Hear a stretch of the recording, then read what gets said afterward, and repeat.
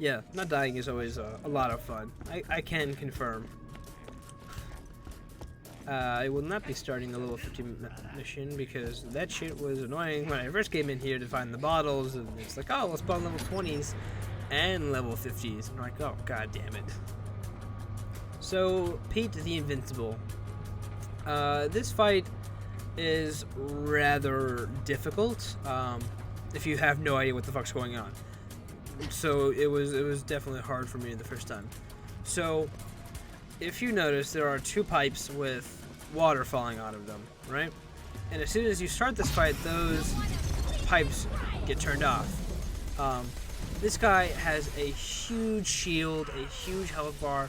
It takes forever to fight him. And he has two sources of damage. Fire, obviously, and corrosive.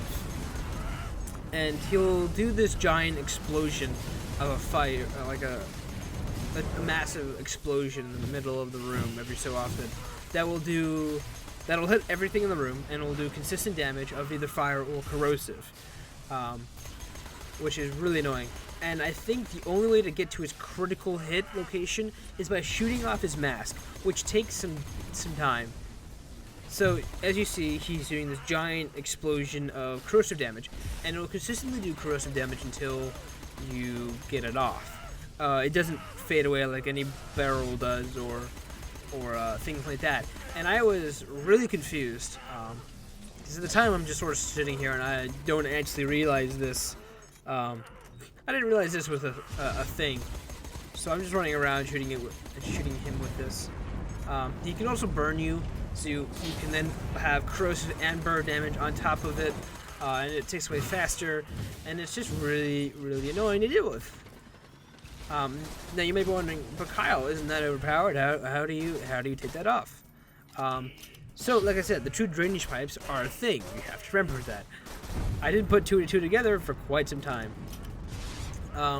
There are tiny little dials on the side or near the two drainage pipes that once you activate them will start pouring down water. You run through the water and you're perfectly fine.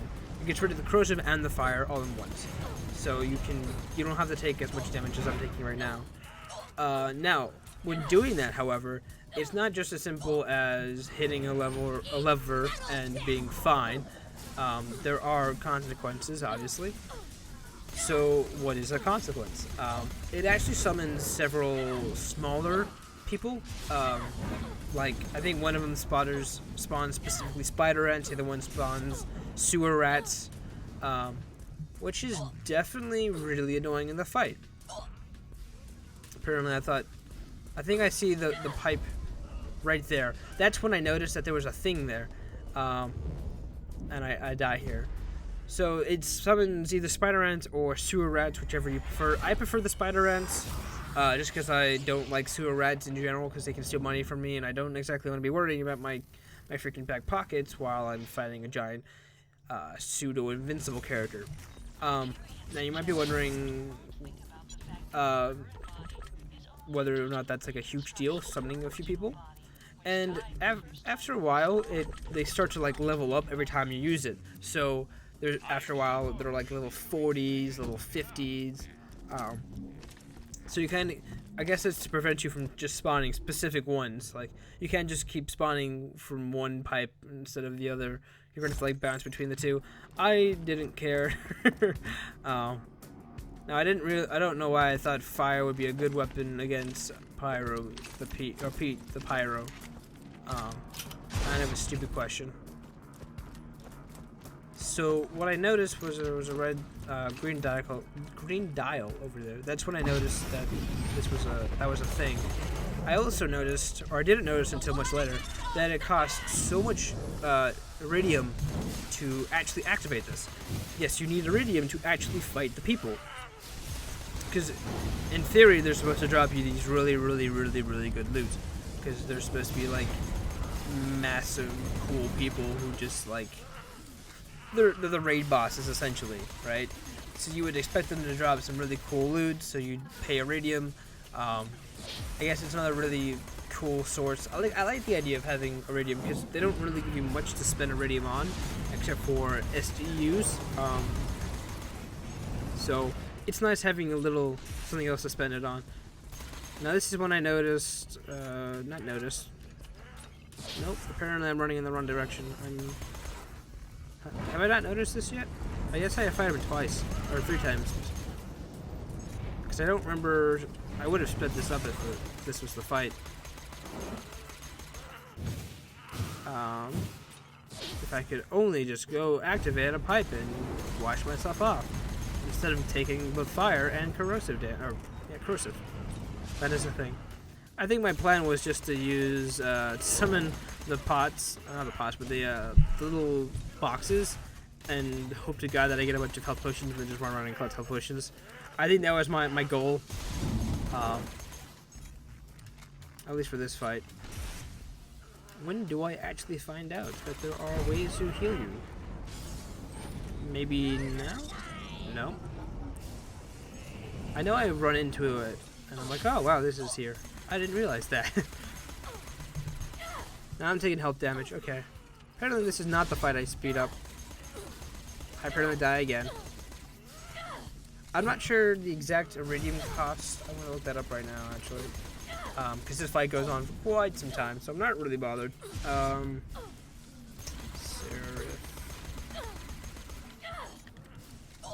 Guardian? Wow, cannot spell Seraph. Okay, so they appeared and blah blah blah blah. How much does it cost to actually fight them? I guess technically they started with Carnage the Invincible in Borderlands 1. Oh, I do speed this up. Okay. So normal max health for Pete the Invincible is 32. Terramorph is actually 52, so level 52. Wow. Fucking what? Oh, that's not a Chromax? Oh, whatever. So, can I go to Pyro Pete? Pete the Invincible, that's the one I want. It costs 8 iridium to fight him. So for 8 iridium, you have a chance to drop Seraph Crystals, Seraph items, legendary, and perfect variant common class mods, and vehicle skins. Now, since I'm playing this on the first playthrough, I will not be getting any Seraph Crystals or Seraph items, which I think drop in much higher. They drop mainly in Ultimate Vault Hunter mode, which I think I looked up was like the 3rd playthrough. It was after Vault Hunter mode, following True Vault Hunter mode. So after going through it once, the normal playthrough, you can go back through it again to play True Vault Hunter mode, and after that you can go back and play Ultimate Vault Hunter mode. But you can acquire Seraph Crystal or Seraph-based items in normal and True Vault Hunter mode. But I do not, and I will not go back and forth and keep playing this until I get Seraph Crystals and Seraph weapons. Like, I don't know how many crystals you can get in a fight. I don't know. Like, I haven't used the shop to know how many crystals there are specific, like how much a weapon costs per crystal. So I don't know if it's like, oh, you have 1 crystal for 1 gun, or is it if it's like a actual economy, like, oh, this weapon has or needs, several crystals. Here you go, this sort of thing. But yeah, as you notice, this fight drags on very, very long. This is one of the like times I started going, maybe doing this combat by yourself, not exactly fun. If you notice the skulls, the spider ants, I believe that the spider ants are level 40 something, 43, 45s I think I've seen. So they do ramp up over a while, and I think after a while they won't spawn from that specific location. No, I don't think that's true, actually. I think I bounced between them, the sewer rats, once or twice because I was afraid of having them be, the spider ants become like level 50s. But the best part about this is that the spider ants are very, very weak in comparison to the sewer rats. And they're easily kited. They're very, very little, like, of a disturbance. Nothing really to worry about. For the most part, I can kill him with my my reloading shock, which is a really nice and convenient thing to do. But you'll notice how many times I have to go wash off the corrosive / fire damage. Mostly it's corrosive. Now I could, in theory, keep the corrosive damage going and only do it every 2 turns, which would make sense. But at the same time, I just wanted to get the corrosive damage off and just continue fighting the guy. But this fight takes a while, especially when you do it by yourself.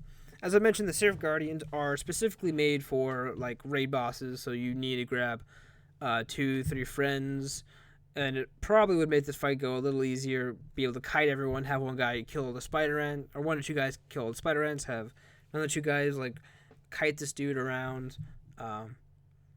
But I can handle it by myself, so it's not exactly the hardest boss fight.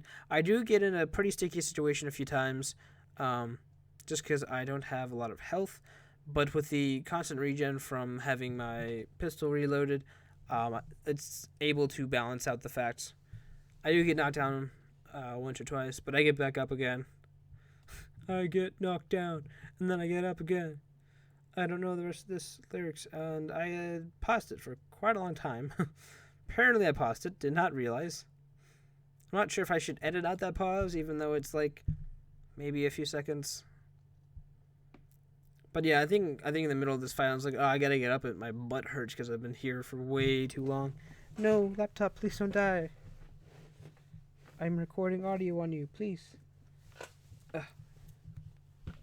Totally doing this on camera because, not camera, but I guess audio. I'm totally doing this on microphone. Fuck it, do it live, you know?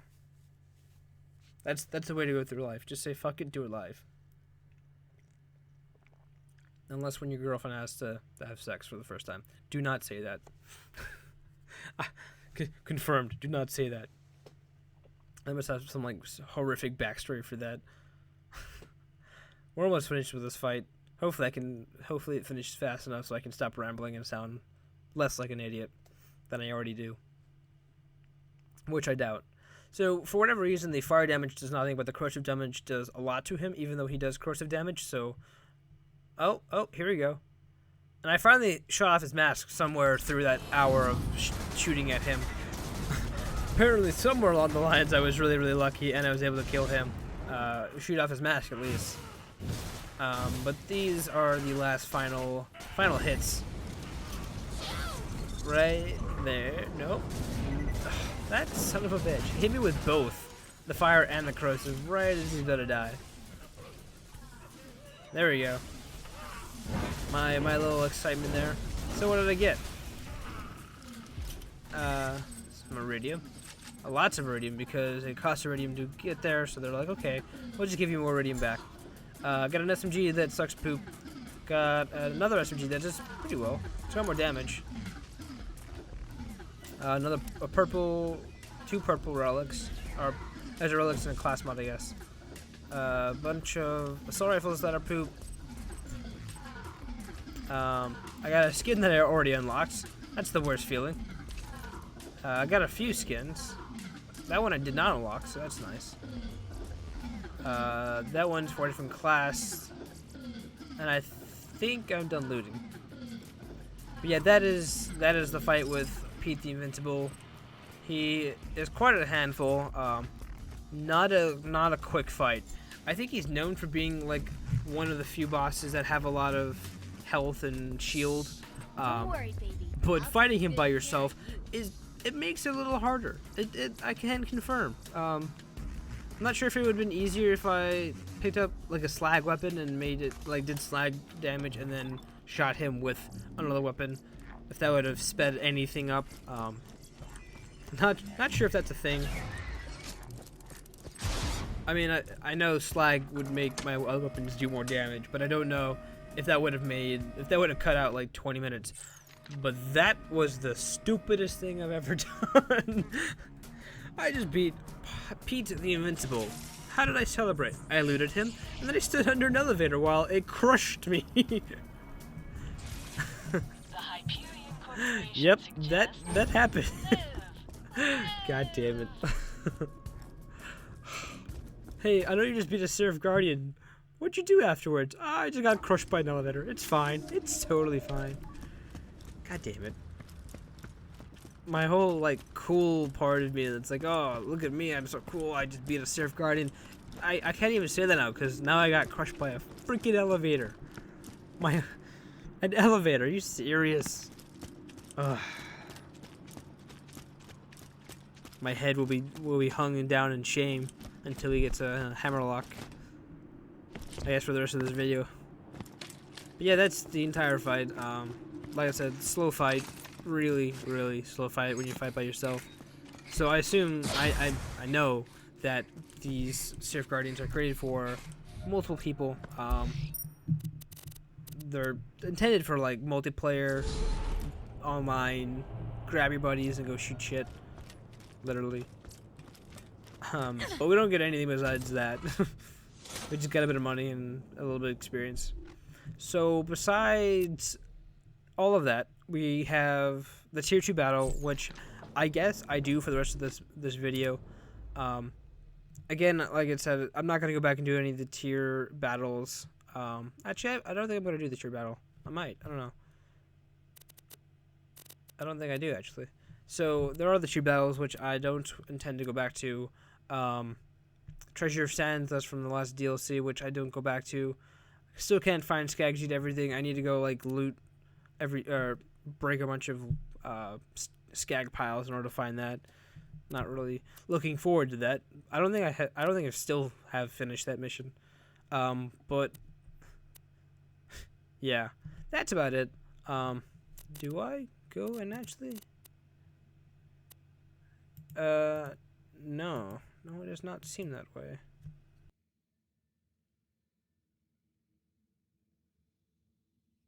It does not seem like that is an actual thing that I do. Okay, so, it turns out that after a while, I guess I'm supposed to do, like, a final thoughts or, my plans for the rest of the DLCs,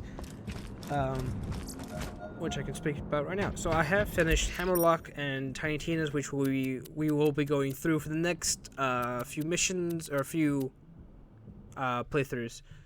I think this will, Hammerlock will replace this on the schedule, so it'll be out alongside more Dragon Age, and I think Tina will replace Hammerlock. I think now I went back to go find the Seraph dealer in Oasis, because I assumed since I fought a Seraph Guardian that I would have gotten Seraph Crystals. You know, they're an actual item that drops, not like a currency reward, you know. Currency reward? Whatever that phrase would be. Whatever the correct phrase would be put there, just put it there. It's not like we got money. It's nothing like that. I think we got money and experience, but we didn't get any crystals from cash reward. I go check that out and I get kind of bummed out. But yeah, so I go Hammerlock, and then after Hammerlock is my favorite DLC of all time. It's the Tiny Tina one. So we won't see that till I think sometime next month. Okay, good. The 3rd. That's when I've planned to put it on there. So by the 3rd, you'll see more Tiny Tina. Hammerlock's DLC is not my favorite. I would say it's, if I had to rank them in for each game, I would say it would go Hammerlock, Torgue. I would say Torgue and Captain Scarlet are like equally good / bad. They're on like, they tie second. That's how I'd view them. Oh, that's right. I have 26 beta tokens. I was wondering when I'd get around to this. It's like, I remember having like a ridiculous amount of beta tokens. When do I go back and actually add them? So that's when. But yeah, I'd say Hammerlock's my least favorite DLC out of the 4 that was released for this game. Torgue and Captain Scarlet are like tied for second. Because as much as Torgue's DLC is weird, I do find it fun to do all the little like fight each boss. I don't know. I feel like it's one of those like Yu-Gi-Oh episodes or Dragon Ball episodes where it's like, here's a new opponent, and I always like this. So, although the rest of the DLC is kind of just weird and wacky, but that's Borderlands, I guess. So yeah, next we'll be doing Hammerlock's DLC. It's, as I mentioned multiple times, it's not particularly my favorite. Which we'll see why, I guess. I'm gonna be ranting so much in that. Oh, it's gonna be so much fun. So much fun. I'd find things to yell about that DLC just because I wanted to. But I think after I finish all my ranking up here, I will be done for this DLC. I guess I don't do tier 2 battle of the arena because, again, it is just a circle of slaughter. As much as I like going around and shooting different enemies and in combat, it gets repetitive after a while because the combat is just you either shoot, do one skill, and then continue to shoot with different weapons. And as much fun as that is, it gets stale, especially when you're fighting like wave after wave after wave of enemies in one particular location, like the Circle of Slaughters. Because there's generally like 2-3 tiers, sometimes even 5. I think one of them was 5. So it's not that I don't like Circle of Slaughters. I just think that there are too many of them. just get rid of every Circle of Slaughter in Borderlands 3. I just don't want to do that at all. It's ever. And I think right now I'm getting everything up to at least 4.3 or higher. And it looks like I've done that. So you can disable all the bonuses, but you cannot get rid of all the bonuses. So if you start a new character, you can take the bonuses off, so you feel like you're playing from a character from the beginning. But you cannot the bonuses stay per character, per account, or per game. So it doesn't really matter. You can enable them, you can turn them off. But you will always have these specific ones, so no matter what character I have, I will always have plus 6%, unless I increase it even higher. But if I started a new account, I think I did with the Psycho, just to see how he plays, I still can have those bonuses. I can disable them, as I mentioned, and start afresh, but at the same time, I can still continue having these particular ones, and if I keep upgrading them with the Psycho and with the, with my Necromancer, I can keep improving my stats for every character. Not sure if that's a good or bad thing. But yeah, that will do it for Torgue's campaign of Carnage. So far, all we have left is the tiered battles, and I've mentioned way too many times about tiered battles, so I'm just going to shut up about them. But I hope you guys enjoy this. Like, favorite, subscribe, you know the YouTube stuff. If you wanted to see me do... I think it was Treasure of the Sands, and another mission. I think it was a Skag one. I will go back and gladly do it. So, have a good night, good evening, whenever you're watching this, you time wizards, and I will hope to see you